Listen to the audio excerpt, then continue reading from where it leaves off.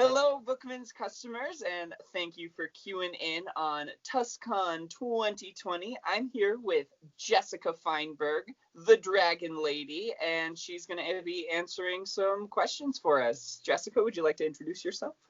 Hi, I'm Jessica Feinberg. I've been living in Tucson for about almost 13 years now. Before that, I was all over the country, and I somehow ended up getting known as the Dragon Lady. I actually do all sorts of creatures, including dragons, in art and writing, and I create books like this. And Yay! and children's books and coloring books, and that's sort of expanded over the years to a variety of other products too. So. Pretty amazing. So tell us a little more about some of the various projects you've created. So originally, I was working a day job and I thought I would try this thing called Kickstarter. I was doing kind of like a full-time day job in tech support, and then I was also doing freelance art kind of on the side of that. And I thought I would try a little Kickstarter, and it almost failed my first one. And it was a how-to book. And then I had this idea to do a book on dragons, and somehow that turned into, I think it's like 22 books now. It's gotten ridiculous. I'm like 6 coloring books. It's just sort of just kept going. So it's been a kind of crazy experience. And very early on, someone said if you're doing hundreds of drawings and paintings for books, you should turn them into playing cards. And that turned into playing cards and oracle decks and mouse pads and playmats and jewelry and like 20 other things that fortunately I have fans that like to request things. So I know if enough people ask for something, even if I can't figure out how to make it, I put it on a list and eventually figure out how to make it. The biggest thing on our list actually for like 5 years was coasters. Everybody wanted coasters. And I didn't want to do like cheap paper coasters. And if I did ceramic coasters, we had to get like 200 or 300 of the same design. So that wasn't super viable. So, but last year we figured out how to make coasters. So now we That's have so a, cool. if you guys at Bookman's have like a button press that you guys use to make buttons, it's like that, but it's huge and it makes coasters. So it That is does like buttons brilliant. that are like 3.5 inches. They're Oh my ginormous, gosh. and they're much more affordable, and I can do like a bunch of options. So, Huh. but So, yeah, so whenever time someone asks for something, if I can't figure out how to do it, I kind of keep track of all of it, and hopefully eventually can figure out how to make it. So. that's awesome. So, how long have you been a creator? Ever since you were a kid? I feel like I've been a creator since birth. I think everybody is in some sense. Everybody has some sort of creative thing. They may or may not tap into it or tap into it professionally. But I think I always was creative. I think I did like little tiny marker comic books about like dinosaurs and cowboys when I was a kid. But I never thought about doing it professionally. I actually did it for stress relief and for the love of like writing and drawing, and then eventually it ended up being my job, but it wasn't like I planned it out that way. It just snuck up on me, and eventually I was like, I'm gonna just do it full time. So Do you have any like small little art pieces that you did when you were super young that you have I saved somewhere? I actually do, and there's a story. I know you're gonna probably ask me later about where I get ideas, but when I was about 14, I had this idea. I think right around that age, like 13, 14, I started drawing dragons, and I drew them off the covers of Dragonlance books. That was like my big influence at that age. Like D&D and Dragons, Dragonlance, and all those books were kind of in like their first phase, and now they've kind of all come back again, which is funny to me. But I had this idea of like I want to do a book where or a story or a set of pictures where they're all dragons mixed with other creatures, like a dragon cow and a dragon rabbit. And I actually still have all the drawings from it, and they're really bad. They're really bad. And then last year, we actually made that book happen. It took 20 years, and then I learned how to draw them properly. So I posted, when I made the book, I posted pictures of my original, like 14-year-old drawing of the dragon cow and the new one, and everyone's like, "Oh, a kid did fan art of your work." I'm like, "No, that's mine. That's mine from when I was a kid." That I think it just shows you can have a good idea when you are very young, and it can be a viable idea even if I you don't love know how to execute it. So, that. Is so cool. but yeah, I So, have like the shelves behind me. There's a bunch of binders that go back to like my teen years that have Sailor Moon fan art and stuff like that in them. So we're not we're so not gonna show that. no, I'm not gonna show that. So, out of all of the different various types of projects you've done, like playing cards and puzzles, even, and jewelry and Coasters. What has been your favorite medium? Oh gosh, it's hard to say because they're also different, but I mean, I loved books as a kid, books were my escape, so I think like creating books has always sort of been my main goal. And then I think getting to make Oracle decks because I was a huge Oracle deck collector, like starting in I guess my late teens. So I never thought I'd actually get to make my own, so kind of books and things that kind of go with them that make them even cooler. We're kicking around ideas for a really weird project now that I can only blame on people on my Twitch. It's a terrible idea, but it's probably gonna happen. They want me to do a cookbook, A cookbook. but it's not going to be recipes you can make. It's the recipes the monsters have on how to like cook fairies and humans and Oh my and god. so like we're actually thinking we'll do aprons that you can get with your cookbook and things like that. So like that's kind of that's probably one of the droids, but I think books, but then sort of books that can go with things are probably one of my are my main favorite thing I like to make. That's an awesome idea, though. I can't wait to see that and what happens with that. All right. Let's see. So we already kind of talked about your biggest inspiration, which was Dungeons and Dragons and No, Dragon. no, actually, I would say my biggest inspiration. Oh gosh, I don't even know if to pick one biggest one. I think it's kind of a hybrid of several things that came together for a kid. Oh, The movie Labyrinth was huge for me, and I actually own probably everything Brian Froud did till probably up like 5 years ago. And I know for some reason, like I was born in '81, most '80s females are like, "Oh, David Bowie was so hot in that movie." But I was that kid who was like, I want the goblins. Where do I get the goblins? How do I make goblins? So, like, even before dragons, goblins and fairies and those sorts of things. So, and then I would say, as like a creator, Tony DiCerlizzi, who worked with Holly Black to create like the Spiderwick books, mhm. because he did something really unique in that he was a giant fan of Norman Rockwell and Dr. Seuss, and he said, "My art's going to be a mix of those two things," and somehow he did that. And I kind of thought, if he could do that. So I was a fan of him kind of when he did art for Magic the Gathering, and then he did early Dungeons and Dragons monster manual No art. way. Yeah, and Magic the Gathering art, and then went on to do Spiderwick and a ton of his own books. And he actually is doing a ton of streaming on Facebook, even with some of the other Dungeons and Dragons artists where they competitively see who can draw. I think, as I recall, he was doing him drawing one creature really well, while the other artist would try to draw 25 of the same creature really badly in the same period of time or something ridiculous. And he's been doing a lot of that. So if you want to be entertained, yeah, I That would is say because he's such a unique artist, that was like a huge influence. And then obviously like for books, my biggest inspiration and where my love of dragons comes from is the Book of Dragons by E. Nesbit, she wrote at the same time as like C.S. Lewis and Tolkien, and wrote some very unique books and has a really interesting approach to stories about dragons. So, so cool. Heck yeah. So as a creator, what has been the biggest challenge you have faced throughout your journey? oh gosh. I don't know if there's just one. I guess if I had to like put it into like one, especially for like 2020, which I know has been challenging for a lot of people and a lot of creators, it would be like you have to learn to constantly adapt because whether it's COVID or something else, things will, if you're a creator who is running a business doing it, you're going to have to constantly adjust for canceled events or just other factors, printing delays, price changes, shipping prices going up. Like there's always stuff. So you have to be really adaptable and like learning to do that.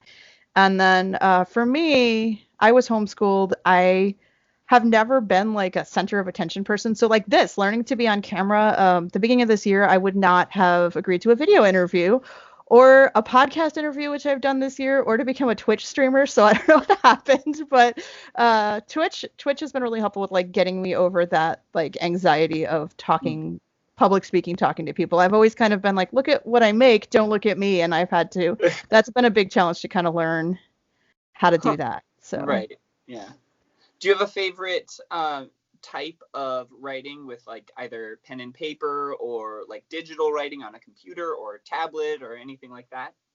So most of the writing I do now, I do digitally because it's so integrated into the art. Like for my books, they have to like fit next to the artwork and some of that.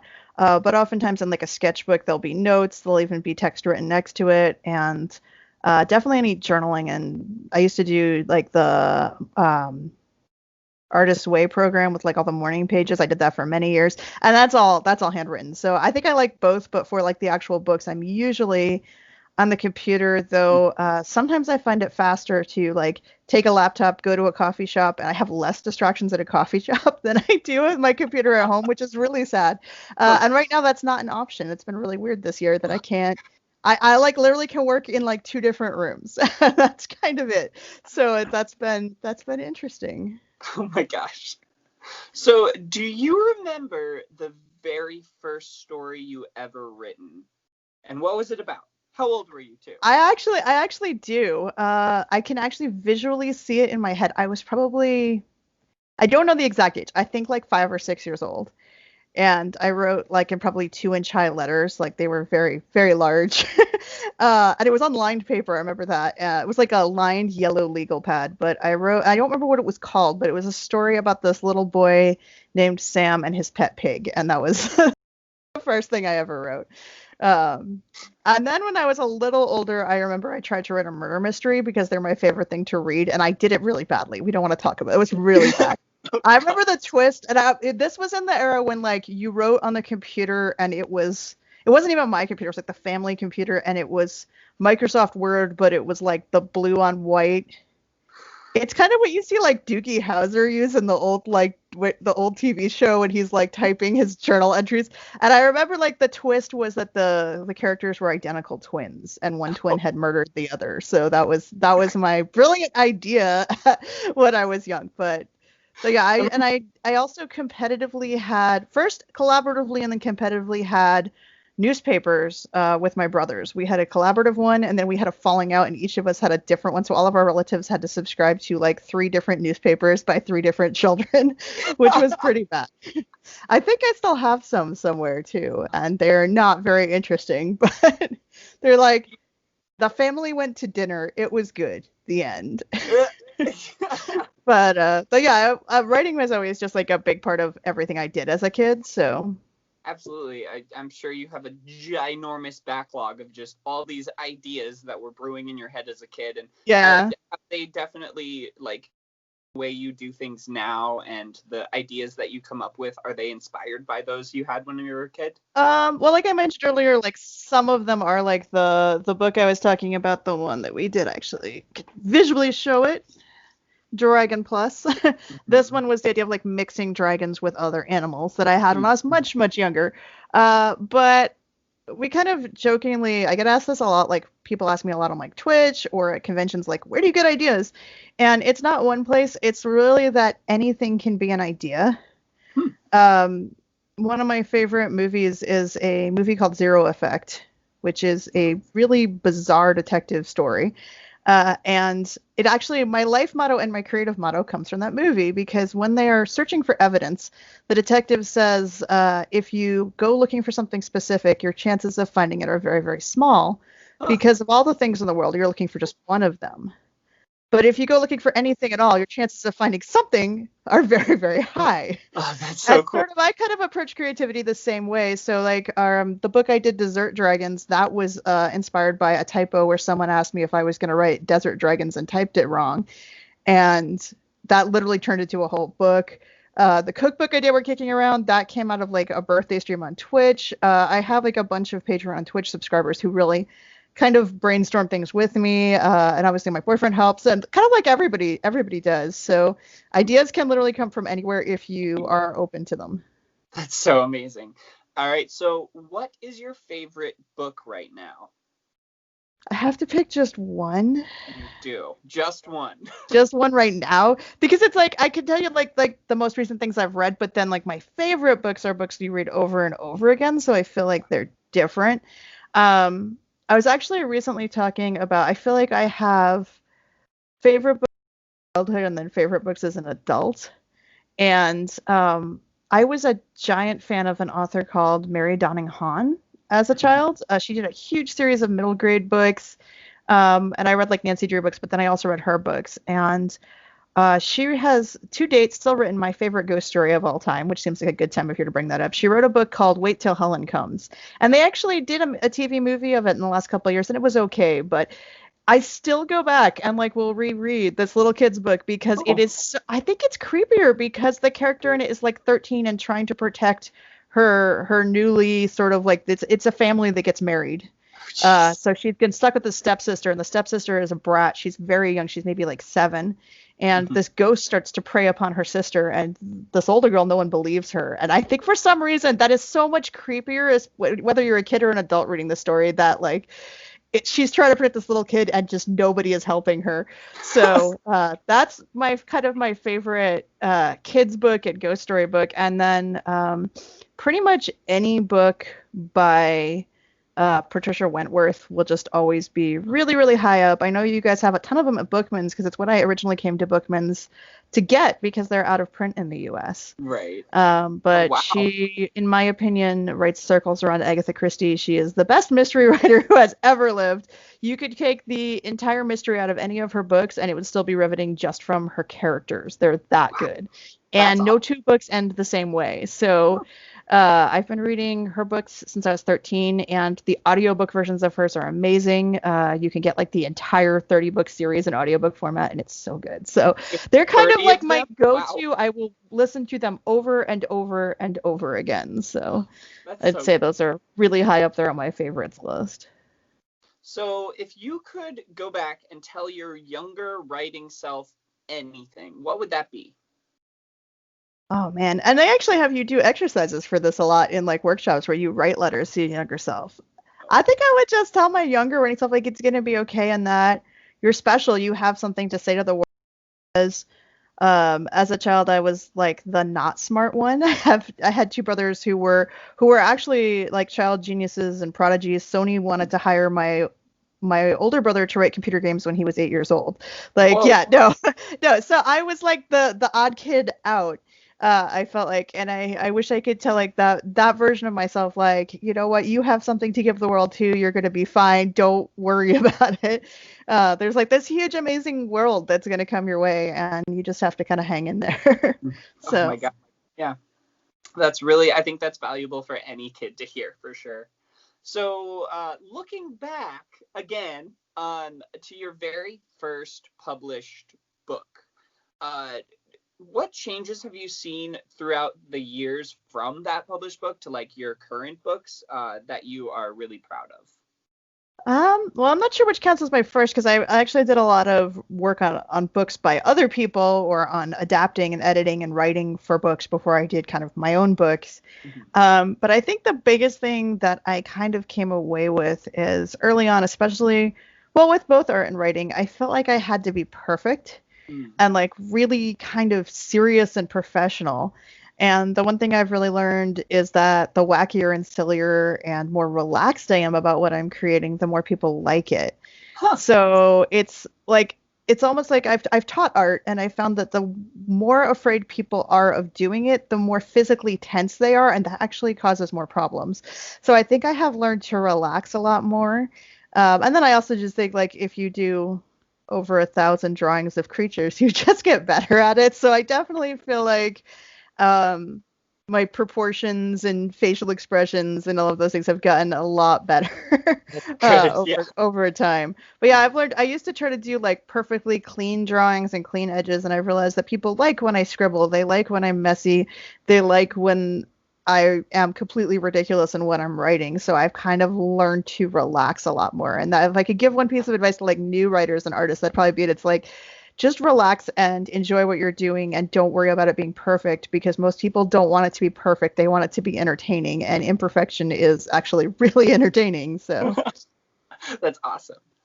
So I'm making you pick all of your favorite things this interview. Do you have a favorite thing that you have published? oh man. I think I have a couple. I mean, the one that I was showing earlier that we were talking about Dragon Plus that we did last year because this was an idea I had when I was so much younger, and it was really the first book where I started embracing just being ridiculous. Right. when we were working on this was one of the first books I did as a Patreon creator. And what I do on Patreon is I let people vote on what I will create or give me ideas.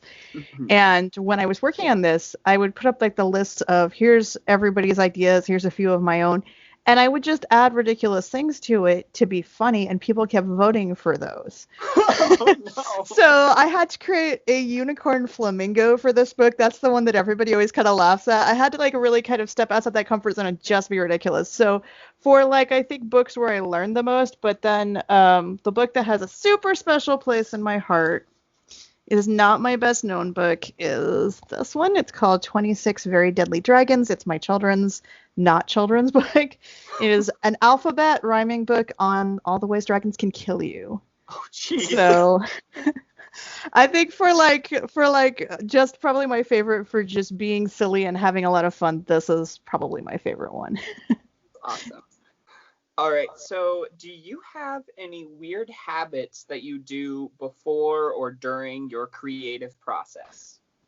So I saw that question on your list and I was like, do I? And I looked at my boyfriend and he just gave me this look like pretty much everything you do is weird. That was the look. I was like, oh, okay. I definitely have noticed that a couple of the things I do. When I was younger, a lot of people told me I thought strangely because sometimes I would narrate in my head. Like to me, there's not a difference in how I write and how I think. So it's very easy for me to write because I don't have to like kind of switch modes to do it. And then I learned when I was a little older, when I was in my late 20s, that actually that's a very, very common for writers to have like a narrator voice in their head. But I also feel like if I have an idea for a painting, even if I haven't painted the painting or started it, it's worse if I've started it. But even if I haven't started it and it's sitting in my head for long enough, I feel like it takes on a life of its own and it starts to get mad at me. And I Oh have no. to be like apologetic. Like, I'm sorry, I'm gonna paint you soon. And I know that's really weird. Like I should not talk to these things, but at the same time we talk to our computers. Most recently we got a robotic cat toy for our cats that has so taken on a life of its own that we have named it and we pretty much talk to it as if it's a cat or another member of our household now. So I guess I just sort of like attribute living attributes to things that are not, especially things that I'm creating. Like I think they kind of take on a life and a character, and I feel guilty if I don't get back to them because I think they get mad or feel neglected. They're like not necessarily children, but they're like actual creatures in my life that that I have to get back to, or they're gonna get mad. I don't know how awesome it is because there was a time in my life when I was having a hard time and I wasn't creating, and a bizarre series of bad events started happening to me. Hmm. And as soon as I started creating it, all that stuff stopped, and no one's ever been able to explain it. It got to the point where I was renting at the time, and my hot water heater broke, and they fixed it, and it broke again. And finally, they replaced it, and the guy said, "You know, it's really weird. We put your hot water heater in another unit, and it's fine. It only didn't work in your unit." I'm like, "What? What? What?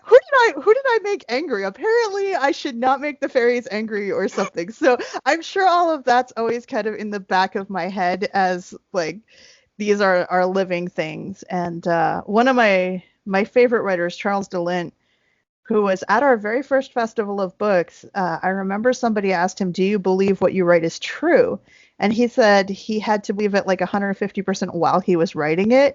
And I feel like it's that for me. Like these things are alive and these books and pictures have a life of their own while I'm creating them. So I definitely treat them that way, which is probably very strange. They're your babies. It makes sense. Okay, so what's the best way for viewers to follow your artistic journey? Probably the best way is to just go to my website, which is easy to remember. It's raredragons.com, because that links to kind of everything that I'm working on. But you can, if you remember Rare Dragons, that's also my name on Twitch, and I stream on Twitch. We recently changed kind of how we do it. We had a fixed schedule. Now we just sort of do artist at work streams, at least usually every other day, but we also have regular special event streams that we post about. And also from my website, you can get to my Discord, and we have an art share and a pet share. So you can come share photos of, we have like a pet food share because people just kept posting pictures of pets and food. So we're like, we have to make a place for people to do that. But that's like the best way you can actually go talk to me. But on Twitch, I'm painting live and you can ask me questions. We get a lot of other artists on there. And we have a couple of special events. Obviously, as part of TusCon, we're doing a creature design workshop on the 14th of November. And then tomorrow, which is Halloween, which I'm excited about, and it's a full moon, we're actually doing a Halloween stream on Twitch where we're going to be doing probably some art, but we're going to be doing free Oracle readings because I've done a number of Oracle decks. And we're going to be giving away, we call them trick or treat sets, which are all of these like packs of goodies that are sort of Halloween What? related but not perishable. Because I feel like a lot of kids and adults are stuck at home and they want stickers and buttons and stuff like that. So we've been kind of giving them out all month, but we're gonna give some more away tomorrow. So That is so cool. So I believe this is going to be airing on November 14th for the TusCon community. okay, Uh, that's part of it. During that time, do you have any upcoming things going on? Maybe plans for the holidays or anything like that Yep, that yep. you We're want to tell definitely going to be doing a bunch of incentives and sales on raredragons.com, but then we're also doing this is I can't work one project at once. Yeah. Of course not. So we did a project in September that we refer to as the yearly Dragon Loot project, which is all the little things, jewelry, buttons, stuff people want, and it did really, really well on Kickstarter to the extent that for the first time I'm getting emails that aren't people with problems. They're like, where do we get more? How do we get more? Wow. So what we decided to do is from like November 10th to 30th, we're going to have a smaller Indiegogo with like the most popular stuff on there. And then we're also going to put stuff on the store. But on the Indiegogo, you'll be able to get like more prints, more stickers, stuff like that. And then our big, big project, which I am super excited about, is like 3 years ago, I made this book which is called Rune Dragons, which Cool. actually ties into Norse, Anglo-Saxon, and witches runes. And we did a matching set of cards that went with it, and it did okay. And then all of a sudden this year, I don't know if it's COVID, everybody wants Oracle things. Everybody wants pretty art books. And people are like, why do you not have more of these decks? Can you reprint them? But I don't feel right doing a project where we just reprint something we've already done because Right. like the books aren't too difficult to reprint in smaller quantities, but for Oracle decks, we have to kind of bulk print them. So Mhm. we are doing a project that's going to launch in December for Yule. That will be reprints, but it's also going to have 15 new dragons. It's going to have a separate book and a separate set of cards. And I'm super excited about this because it ties into my favorite thing from my childhood. I think I have a visual aid here of at least one that's finished. It is ancient Egyptian dragons. So we're doing like Cool. 15 symbols. We're doing an Ankh dragon. We're doing like the Eye of Ra, the Eye of Horus, like all of those as dragons, and we're doing like a whole project based around that. So pretty excited for that. That is amazing. Well, Jessica, this has been a privilege. Oh, I thank had you. a lot of fun, and it's been forever since I've seen you. So thank you for jumping in and just being so willing to answer all these crazy questions. Well, hopefully we will be back to some sort of in-person like events. I'm hoping next summer or at the latest next fall, but I'm not counting on anything until at least next fall. But Right. we are Yeah. trying to do like a lot of online events like the TusCon ones and other things to try to like reach out to people and give them something to do. So Yeah. That's so awesome. You're the best. Thank you so much.